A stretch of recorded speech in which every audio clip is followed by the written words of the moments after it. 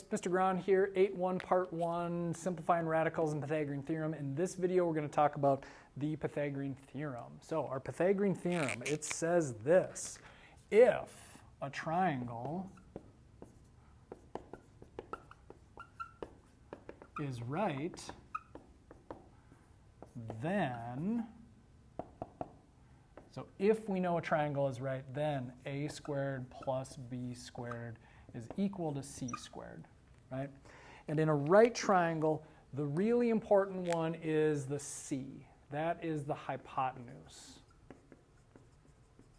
That's always the longest side. It's always the one that's opposite the right angle. The 90-degree symbol kind of points at it, right? It's like a little arrow pointing at the hypotenuse. The other two sides, they're important, but what's nice about those is actually you can mix up the order of these two. You just can't mix up that one, right? So A and B, they're both the legs. You can flip these two numbers around. It doesn't really matter, but this one has to be C. All right, so solving this and answering in simplest radical form. So we've probably done the Pythagorean theorem before, but this might be the first time where it's simplest radical form. First thing I like to do is label my A, B, and C. C is this one. That's my X, right? Because that is the hypotenuse, longest side, opposite the 90-degree angle. The other two are my A and B.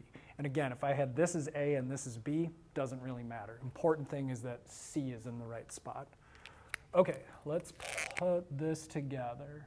So we've got 13 squared plus 4 squared equals x squared, or c squared, whatever. 13 squared is 169 plus 16 equals x squared. 169 plus 16 is 185. And so x is equal to the square root of 185. Remember, I don't care what x squared is. I want to know what x is, so I have to unsquare it by taking the square root. All right, let's get this in simplest radical form. I might need a little room, so I'm going to move it over here. I know that this is divisible by 5, right? So this is 5, and 185 divided, is it like 33? 37. And 37, I don't think 37 divides by anything.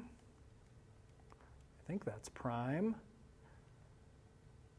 So I think that our simplest radical form, if we get into a spot like this, it doesn't divide by 2, it doesn't divide by 3, it doesn't divide by any other little number.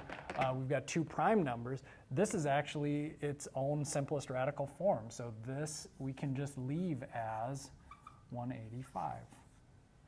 I can't split this into anything that makes a pair that I could take out of the radical, so I'm just going to leave it as root 185. That was kind of anticlimactic. Actually, it's good to see one of those because that is an option, and sometimes students get confused by that. Even I got a little bit surprised by that one.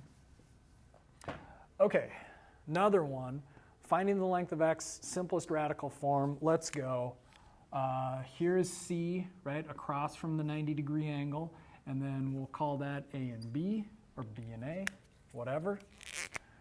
So x squared plus 7 squared is equal to 18 squared. So that means that x squared is equal, plus 49 is equal to 18 squared is 324. Now we're going to subtract 49 from both sides. And we get x squared is equal to 324 minus 49 is 275. This one's going to reduce, I know that. So if we square root both sides, now I'll move it over here and we'll be able to do something. Right, 275, this is divisible by 5. So it goes to 5. I wanted that as purple. And 275 divided by 5 is 55.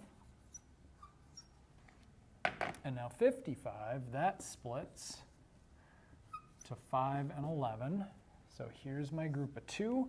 My final answer, the 5 comes out. That 11 doesn't split any further. It's prime. And so 5 times the square root of 11.